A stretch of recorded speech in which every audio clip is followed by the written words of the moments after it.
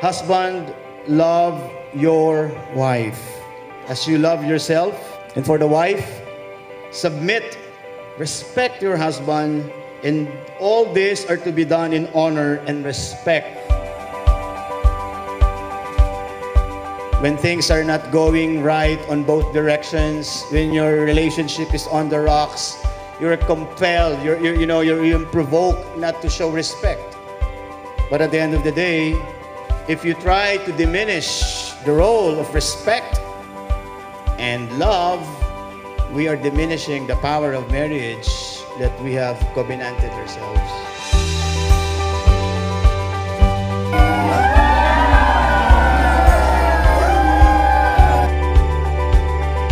May kamukha ka daw artista. Sino yun? Sino? Si Tommy Abuelda.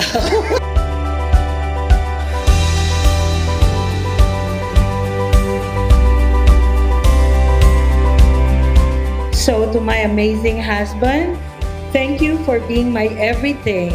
I love you more than words can express, and I can't wait to spend the rest of my life with you.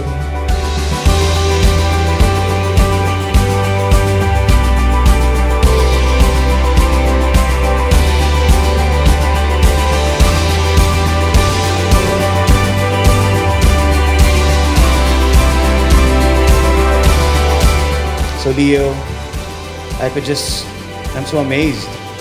You're giving Ate Ivan such a great and a wonderful gift. Or should I say a bolder way of saying, you love this lady beside you with your life.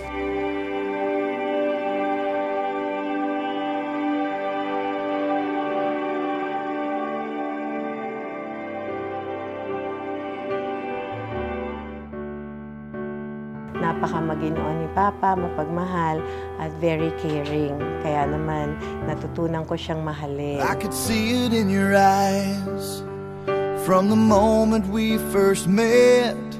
There was something different about you. I couldn't see myself without you. Now I know what it is. It makes me Kakilala kami ni Evangeline sa Tajikistan through team leader. Nagkita kami ni Papa sa Tajikistan noong year 2020, I think. You give me something to believe in, a hope that I can build on. Pinakilala sa akin si Evangeline. Nagulat ako na meron palang Pilipinas sa Tajikistan. Kasi halos 3.5 months na ako doon, wala akong nakikitang Pilipino. Hindi kami kagad naging mag-sweetheart.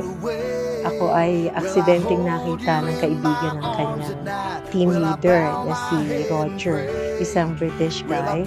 And then, ilang ulit na sinasabi nung misis nito na Nepali na gusto daw akong makilala ni Papa. Will I keep the vow? Wish ko lang para sa kanya, pagpagaling siya ng gusto sa mga karamdaman niya, lagi niyang isipin na mahal ko siya. And for this reason, a man will leave his father and mother and be united to his wife, and the two will become one flesh. You can see it in my eyes. When we are close together, the feelings that I just can't hide, things that my heart can't deny. I know what it is that makes me love you like I do. To my husband, thank you for being an awesome partner in life. Even on days I fail to be better wife. I promise that I will love you the moment we're together and the time we are apart. I love you always, forever. Will I walk beside you? Will I give my heart away? Will I hold you in my arms at night? Will I bow my head and pray? Will I promise to be faithful? Will I do this every single day? Will I be there to Nagpapasalamat ako sa Diyos at nabigyan ako ng mabait at masipag na babae. my love? I say yes to all of the above. Hello, Papa! kikitain na kita sa ceremony. Maraming salamat and excited na ako na makasal tayo. This is it, pansit. Will I walk beside you? Will I give my heart away?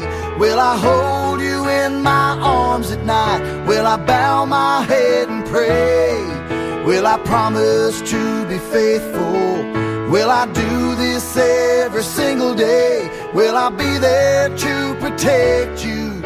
Will I keep Mahirap the magsalita vow I ng made salamat sa iyo when I kasi gave you all hanggang the ngayon love inaalagaan mo I ko. Nararamdaman mo yung kung ano yung gusto ko kahit di ako nagsasalita. Kaya nagpapasalamat ako sa Diyos. Gusto ko aalagaan din kita at maibalik ko sa iyo kung ano yung pagmamahal na ibinibigay mo sa akin sa araw-araw. I'm very thankful and grateful to God na ibinigay ka niya sa akin. Finally, nagkaroon ako ng kapartner. To all of the above.